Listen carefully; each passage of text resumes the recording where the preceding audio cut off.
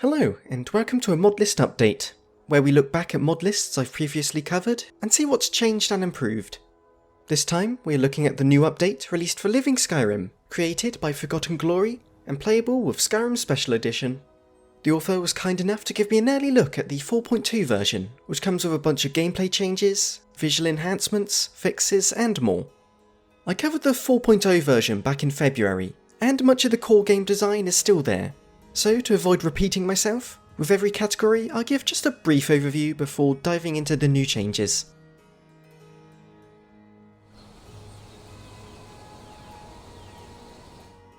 Living Skyrim 4.2 has just over 1,100 mods, bringing the total install size to 230 GB, and that's not including the mods you have to initially download on top, but you can delete them after the install is done.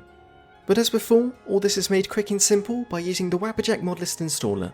And once installed, there's a few optional changes you can make, those being adjustments for different aspect ratios, the Quick Loot mod, an optional performance profile, and numerous EMBs which I'll cover in the next section of this video. But once that's all done, you can simply boot up a new game and get started, with everything in the mod menu already configured.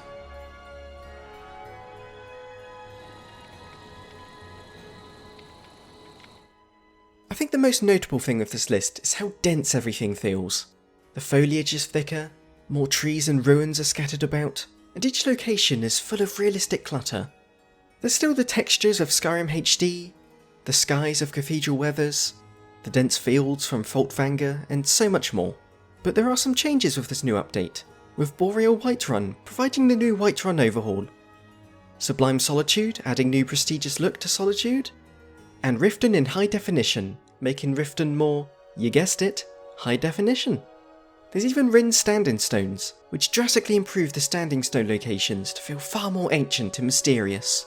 It's a list that really doesn't hold back in making Skyrim as detailed as possible, which brings me onto the EMBs and performance.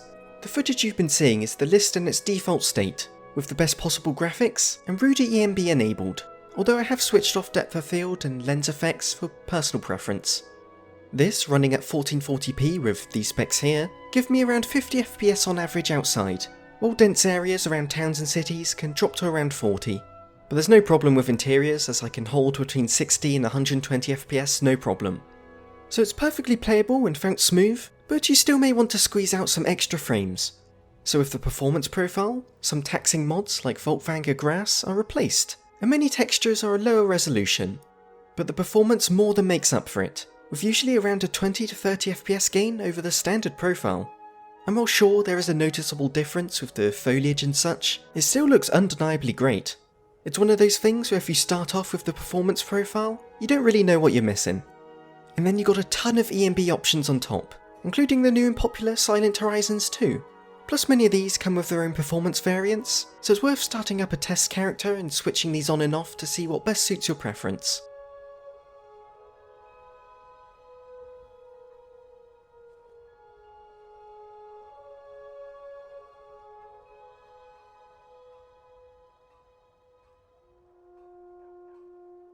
And finally, there's numerous new fixes you can see here. They may not be the most glamorous things to talk about, but it's something that's easily taken for granted as they make all the difference. Overwritten textures, floating objects, janky animations, it's all stuff you usually accept with a huge number of mods, but the consistent flow of fixes for Living Skyrim place it among the most stable lists out there.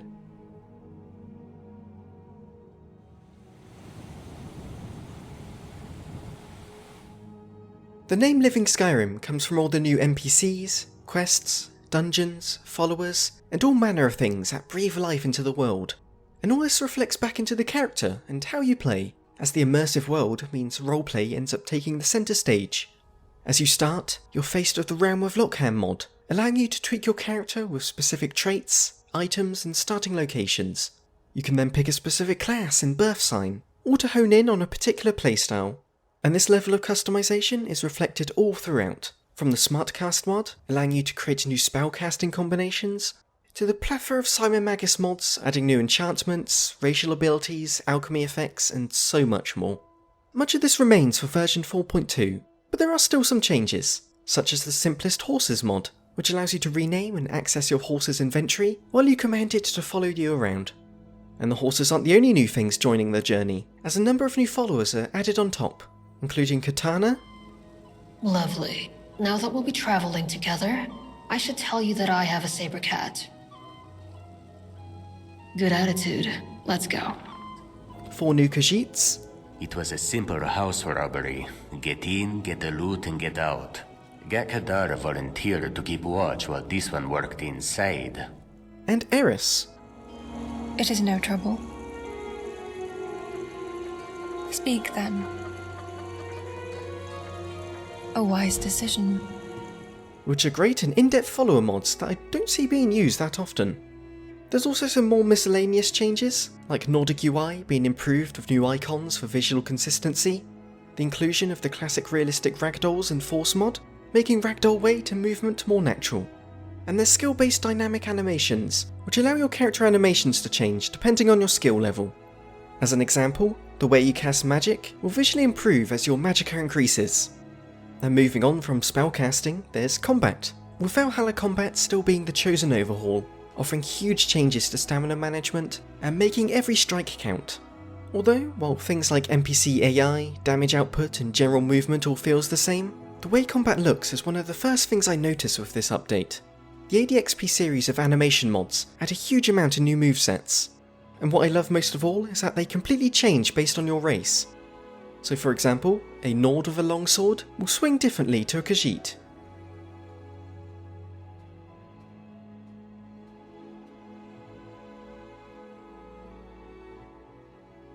And that's not all, as the Elden Ring moveset collection is layered on top, adding over 130 new Elden Ring animations to UN NPCs. And you know, From Software certainly know how to make great animations, and they continue to be great in Skyrim. It's one of those things that add to the living Skyrim name, where everyone feels far more alive with more variety.